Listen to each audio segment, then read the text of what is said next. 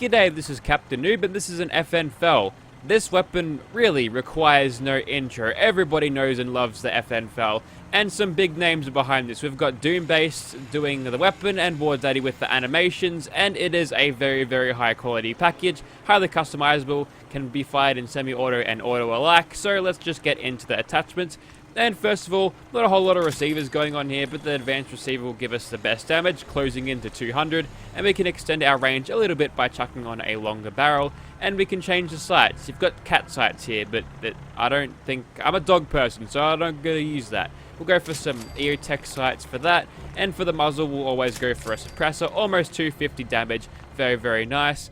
Next up, we've got the magazines. You can extend that a little bit, so 30 round magazine instead of the original 20, which is pretty good. And you can chuck a foregrip onto this, which is awesome, so we'll go ahead and do that.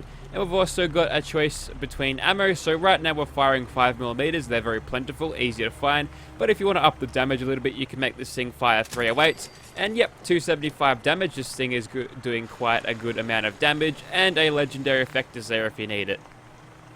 And just like the AMR, there is a pasta variant to the FAL, firing a 308 pasta round. So, yep, this one's attachment is a little bit more on the simple side, but at least we've actually got different attachments for this. So this is what it looks like with all of its various pasta things equipped. Yep, so you got a foregrip made of pasta, the carry handle made of pasta, the barrel made of pasta, and the sights made of pasta. Good stuff.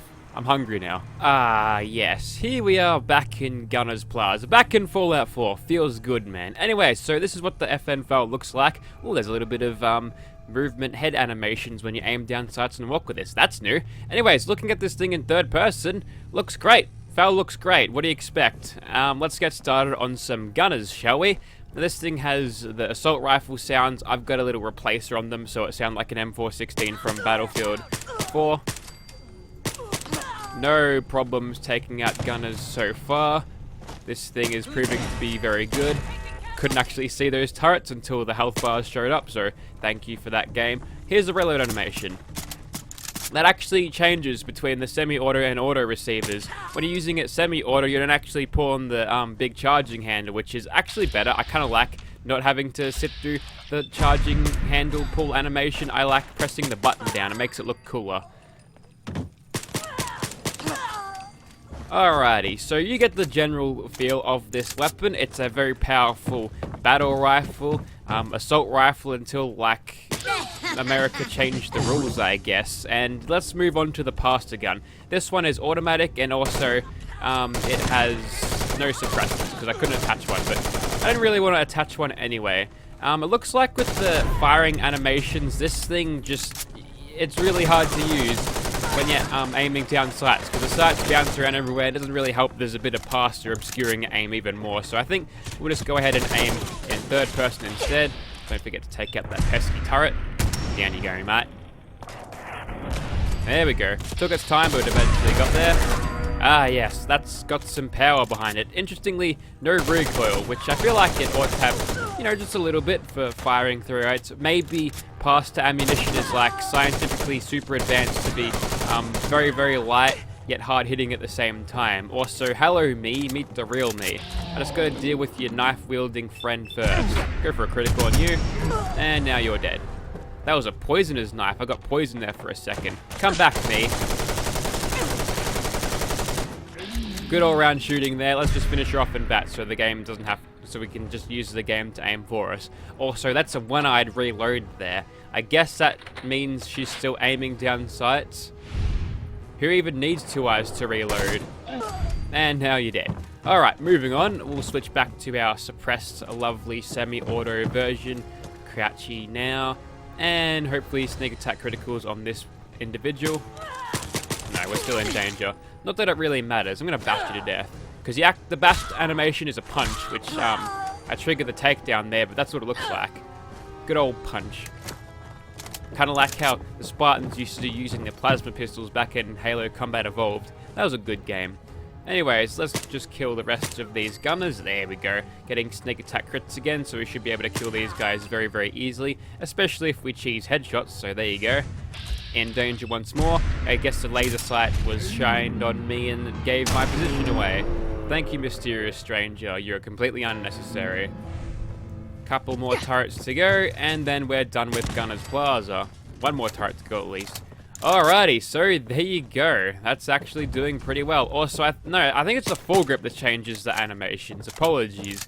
I'll try to show off the other animation in the next clip, so let's go ahead and shoot something else. Okay, so it appears I was wrong twice. To get the reload animation where you press the button instead of pulling the charging handle, you gotta have the small mag in, so that deserves a dislike on this video, so feel free to do that.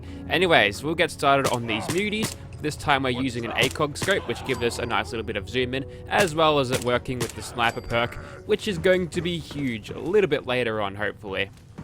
We'll go ahead and just snipe all of these guys with my suppressed FAL, and then we're going to get detected right away. Okay, let's just switch over to the Pastor gun, considering that we are detected. We'll just shoot him with that instead. See, with the large magazine, I pull the charging handle back, but only a press of a button for the smaller magazine. I guess that's a cool way of balancing out the smaller magazines with that. Also, I've got the Deadeye Legendary effect on this, so I can see the sights jiggling around in slow motion. Didn't seem too bad in first person when it's slowed down, but still, you can't see shit out of this, which I guess is part of the funny gimmick, but regardless, this thing still kills very, very easily. If anything, Deadeye makes it even more powerful because I can line up headshots on a slower moving target heaps easier. Don't forget about this doggo, by the way. Alright, we'll switch back over to our suppressed one. Can we go back into caution? Probably not. And keep going anyway. Doesn't really matter that we're not getting sneak attack criticals constantly because this thing has enough damage to not have to warrant using sneak attack criticals to actually get us a whole lot of damage. And a good thing about the see-through scope is that if you don't want to zoom in, you can just switch to third person and aim down sights. Now I'm basically aiming down sights like I would with any old random iron sights on this, which is some good stuff. There we go. What did you have on you, by the way? Nothing that I want. Alright, let's get some VAT shots on this fellow here. You still get a lot of VAT shots with this with a semi-auto receiver and a scope, which is actually kind of good.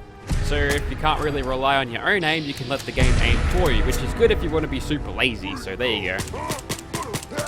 There we go, that was a sneak attack critical there. I think I clocked 1200 damage on him, so that's pretty good. Alrighty, got another one there. He's only a butcher, he'll go down in one shot. And old mate over here. Yeah, this thing kicks ass when using it with a suppressor and sneak attack criticals. Alright, let's move over to the Pastor rifle, or the Pastor FAL, and clear out the rest of these bastards. Alright, so there's rad roaches in here. Man, I can't aim with this thing, I don't know. Maybe it's the recoil animations that you get. Notice how the screen sort of jiggles and shakes when you're firing this thing. Makes the gun feel like it's got a bit of kick to it, although it's not really supported by the weapon muzzle drift or anything. There's just sort of sits there.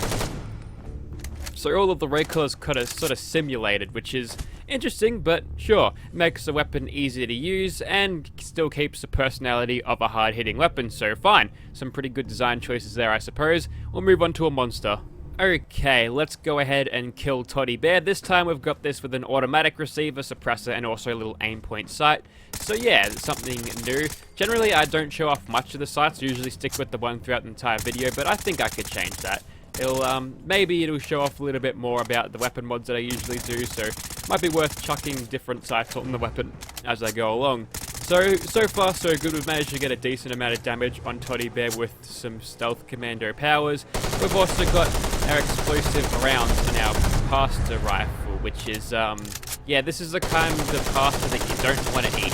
It's spicy pasta, and it's sort of simulating what happens on the other end of the, eating of the spicy pasta, because that's definitely what would happen to me. It's not pretty. Anyways, so with all of those bears out of the way, we can focus our attention on Todd Bear, and he's sort of just sitting there. I think I've got him stuck. They've, I don't know, Yaguais are exceptionally stupid. They get themselves into a place where they can't really get out from, and they'll just sit there. They're kind of like mammoths back in Skyrim, so there you go. Maybe if we go away over here somewhere, and maybe go back into caution from here. See, there we go. That's like the equivalent of Escape Artist from Fallout 76, but this game you have to actually be a fairly amount of decent, like, you have to be away from them. But you can trigger it right in people's faces in Fallout 76, so I'm guessing they'll probably nerf that perk at some point. Touch the two-shot explosive weapons all you want, but leave my escape artist alone. So we're just mag dumping this bear here. We'll go ahead and just hit him up a little bit in that. Get some nice cinematic views of what the bullets look like. Hey, can I replicate that with the passer gun? Probably could, but I've got an explosive legendary effect, which means the rounds are going to be explosive. Not doing quite as good damage now that we're hitting him without sneak attack criticals, but screw it, we'll just finish him off with this. There we go. Okay, so I think I'm going to leave things there. This is a very well put together rifle. I highly recommend anyone who has got a PC or an Xbox, this thing's on Xbox too, download this immediately. It's a good stuff. Doom and War Daddy, you've knocked it out of the ballpark again. Yeah, you guys are great. So if you'd like to see this in your... If you'd like to see this particular weapon in your game, check out the description, and hopefully I can actually commentate later on. But yeah, it's a good weapon. Be sure to pick it up. Thank you for watching, guys.